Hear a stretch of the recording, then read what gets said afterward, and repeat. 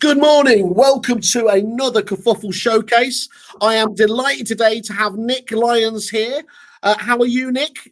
Very well, thank you. Very well. All the better for seeing you, of course. You're too kind. You're too kind. Okay.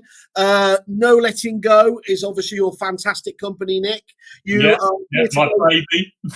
Your little bit. Well, look, I know how that feels. This little pink baby of mine as well. It's coming here.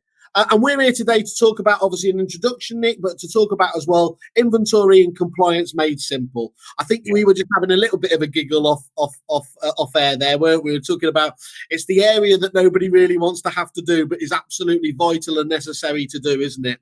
It is always that. It's that. We used to laugh that it was always the last person in got given the inventory work. In a letting agency, so and then you decided to make an entire business of it. Love it. Absolutely. I thought that was a niche. Cool. Okay. Well, let's just, for those people that don't know, and I mean, I think when we're coming through this, the size and scale of the business, it will very clearly reinforce, obviously, your position in the marketplace. But for those that don't know, just give us an idea. Who are NoLettingGo and why are NLG so unique? Well, it's interesting because if I probably the easiest way to explain it is to go back a little bit to when I first set the business up. I originally came out of the search business, so the guys that do the conveyancing searches and that neck of the woods. And what happened is that all the hips was going a bit mental at the time, back in sort of 2004, 5, around that sort of period. And I looked at the Housing Act in 2004 had a piece of legislation related to deposits, which we all know about now, of course, around deposit protection, but it hadn't come in at the time. And so, I was looking at that part of looking at that piece of legislation. I had a whole range of skill sets in that arena, and I thought, there's a bit of an opportunity. They're bringing in legislation related to deposit protection. The one thing they're going to need is evidence. Yeah. You can't make a claim against something without any evidence. So I set about to build a business around providing evidence. My focus was to provide to have a consistent product across the UK.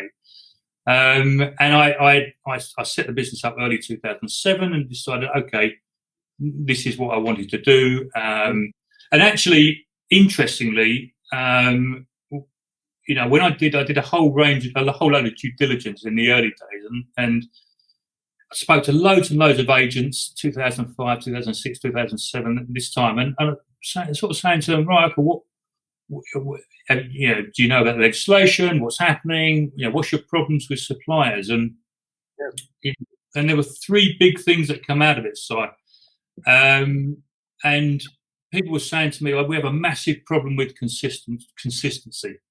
Variation between suppliers and reporting and that sort of thing, and a big problem with reliable suppliers.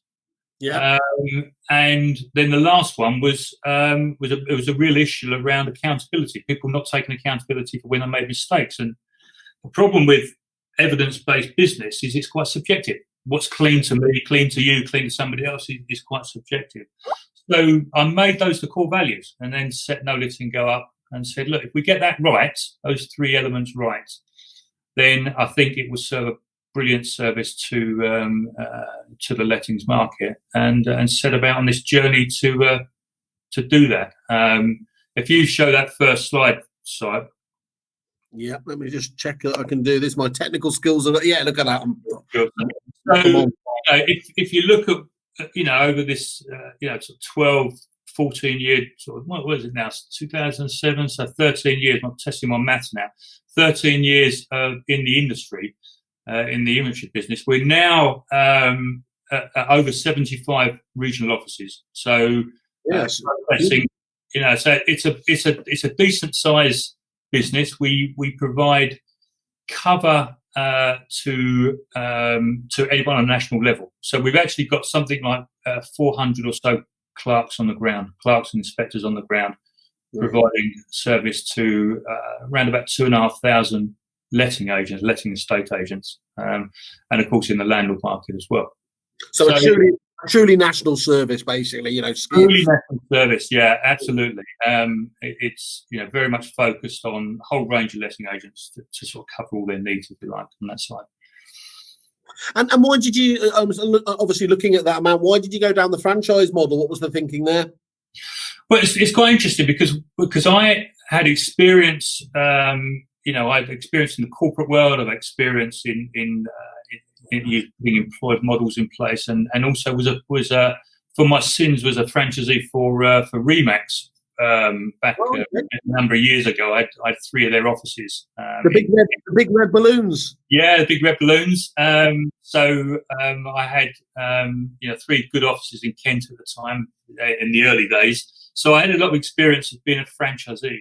Okay. And the one thing I loved about a franchising model is that you have ownership. So what happens is that people buy into a business, of course, and they have ownership. The one thing you need in the property industry, particularly in the lettings industry, is you need people who are going to be incredibly flexible. Tenants don't do what you expect them to do. Landlords don't necessarily do what you expect them to do. Property managers are constantly under pressure to they're sitting in this position where they've got to meet loads of legislation, deal with the whims of tenants and landlords, and a lot of it's very locally driven. We talk about the property industry on a national scale, but actually it's loads of local companies dealing with local issues, local people, all that sort of thing. Yeah. So when I looked at how I was going to set the business up, I understood that really the best way to deliver an exceptional service was to have local people dealing with local clients at a local level. And even at national level, you're still dealing with local level people. Yeah. And I wanted that flexibility. If the job needed to be done on a Sunday morning at 8 o'clock, then, I needed motivated people to do that. And it just worked. It just worked for me on that level. And it's proved to be the case because we've got an amazing group of people across the UK. Well, those are just huge numbers, obviously, just to look at there. It's such a, there's a lot of people that talk about their ability to service, nationally, but really it feels like they're chancing their arm there. It's not quite the full service proposition that you've clearly got a tick in the box, as you literally got a tick in the box on all of these points on the left-hand side. Yeah, it is quite interesting because, of course, from one of the big challenges, and anyone that's in the lettings industry will know this, is that, firstly, you're only as good as your last job. Yeah. So you're very much, because it can be quite emotive, evidence-based businesses, because you're moving in, tenants are moving in, they want the place to be as they expect it to be. If it's not as clean as it should be, they're not happy about it, etc., etc. At the end of the tenancy, of course, the checkout, there's money involved. Who's going to get the money? When's it going to come back? There's always a debate around that. The negotiation, of course, of that process is part of the role of a letting agent. So there's certain elements that are quite critical in the process, and really important parts of it. You need good people around you at the time. Yeah, and speaking of good people, Mr. Byfield's popped up just to say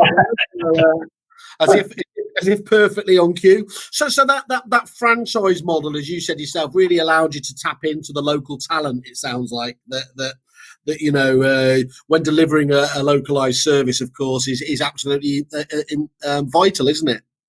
Well, it is, and what's interesting, particularly with the franchising model, of course, is that when we look for people, when we're recruiting franchisees, we're not, we don't just say, great, you've got the money, come in and join us. We're looking for a certain set of skills, and they're mostly soft skills. We know the property industry. We have a really comprehensive training process and schedule that goes on for a good period of time. There's tests, there's all kinds of stuff, so we can provide all that information.